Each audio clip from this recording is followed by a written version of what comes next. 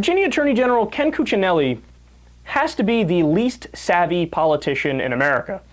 Now that sounds like hyperbole, but not really. So what he's known for most is being the ban blowjobs candidate.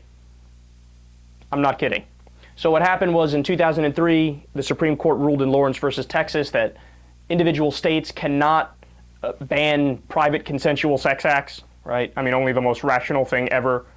It's amazing to think that they could do that before 2003. Isn't that stunning? Well, anyway, they struck it down, and then in Virginia, they still had that law on their books, as many other red states did. They just kept the laws on the books. They were unconstitutional, but they were still there. So then Virginia separately struck it down a few years later, and Ken Cuccinelli said, no, as Attorney General, he said, no, I am going to sue to reinstate the law that bans sodomy. I mean, you want to talk about an unpopular provision. It bans it for everybody. So even if you're married, if you get caught having anal sex or oral sex, that's it, you go to prison. Against the law, it's against the law.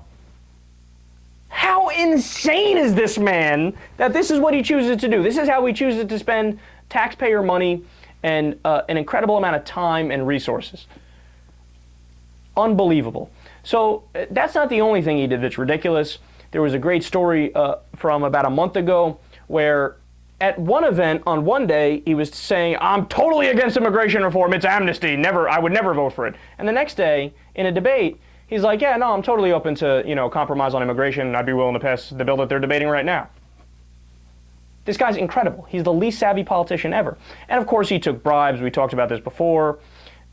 While he was criticizing the current governor for taking bribes, and he took bribes from the same person that he was criticizing him about. Oh my God, it's unbelievable. Well, now this idiot said this, quote, Virginia has provisions in its constitution that explicitly bar government aid to sectarian schools or institutions, including the so-called Blaine Amendment. The Blaine Amendment was passed as a result of anti-Catholic bigotry in American politics in the late 19th and early 20th centuries.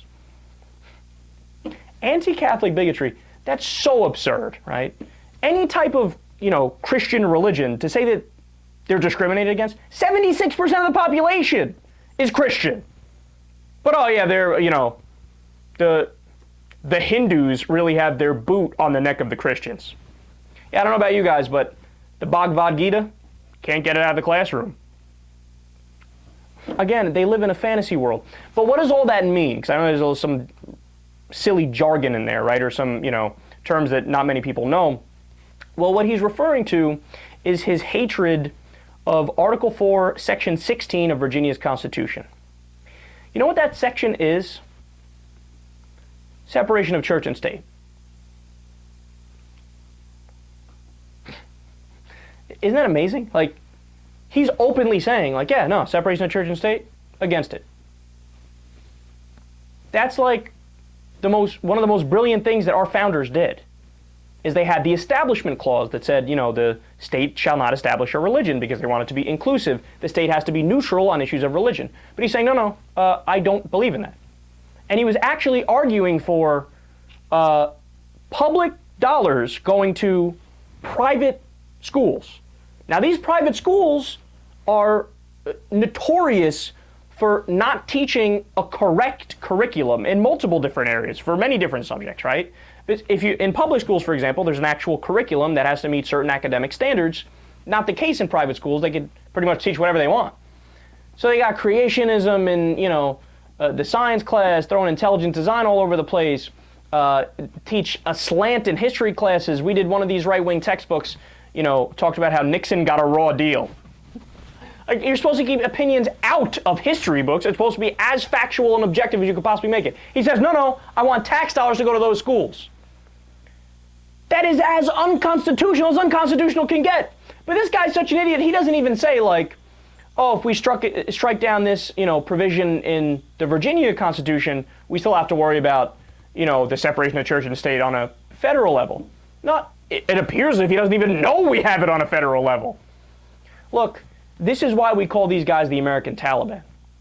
Because while they proclaim to hate hardline, Islamists and the Taliban, right, they act very similar to the Taliban. They act very similar to those Iranian clerics that they hate so much. They agree on many things. They want to ban pornography, as Brian Fisher talks about.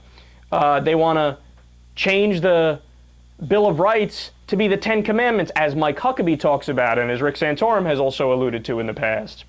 They're in favor of pushing their religion on other people in the schools. They want to hate gay people. I mean, you name it, man. American Taliban through and through. He has zero chance of winning, and I can't wait for him to get laughed out of town.